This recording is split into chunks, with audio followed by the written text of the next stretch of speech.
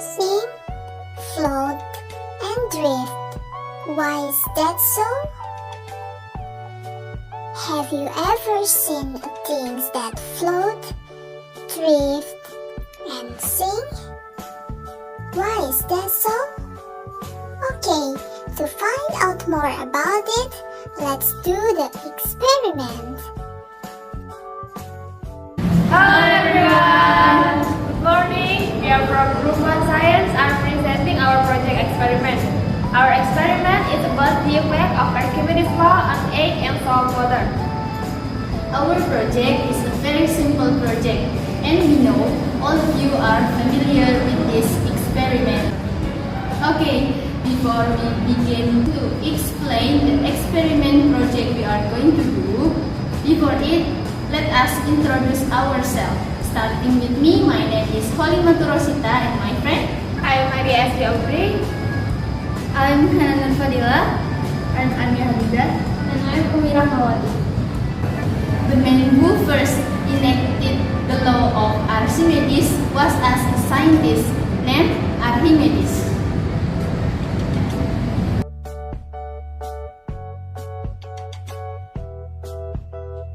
Okay, and then tool and ingredients is measuring cup, and then stirrer, and then egg, and water to taste, and the last is salt taste.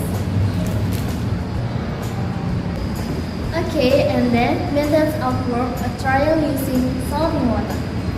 One is setting up a measuring glass.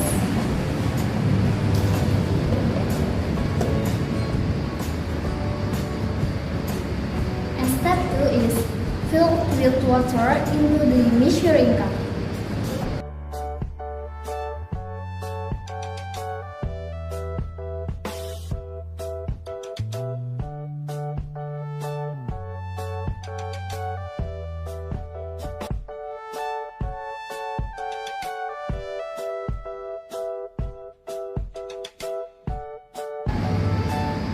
And then adding salt.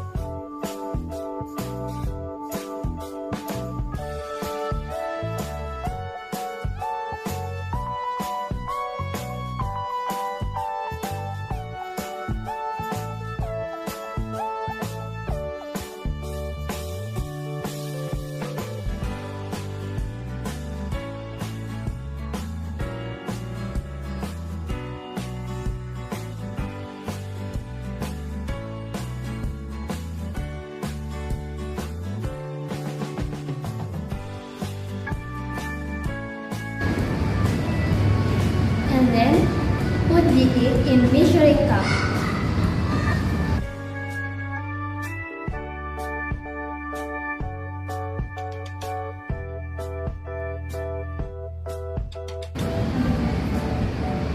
And then stir slowly while observing the reaction of the egg.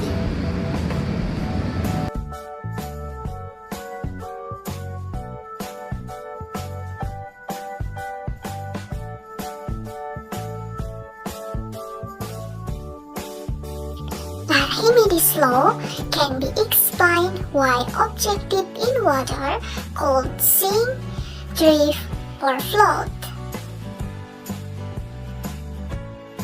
The fluid is a volatile substance consistent with this container and flowing, which are liquid and gas.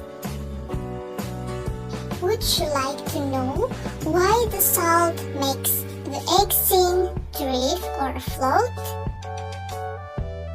Salt serves to increase the density of a variety of fluid.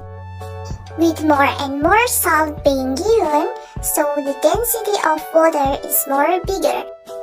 Let's look at the result of the experiment. It was obvious that the position of the egg was very different. Okay, the result of our experiment is object sank because egg density is bigger than the mass of water, and object drift because egg density is the same mass as water, and the last object fall because egg density is smaller than the mass of water. Okay, so the point of our experiment is that we are going to Archimedes law experiment on egg and salt water where they are going to sink or fall. Archimedes law is an application in a submarine. According to the law of Archimedes, if an object was partially or entirely immersed in water, it would experience a lift similar to weight of the water it moved to. To be able to float, the density of the submarine has to be less than water.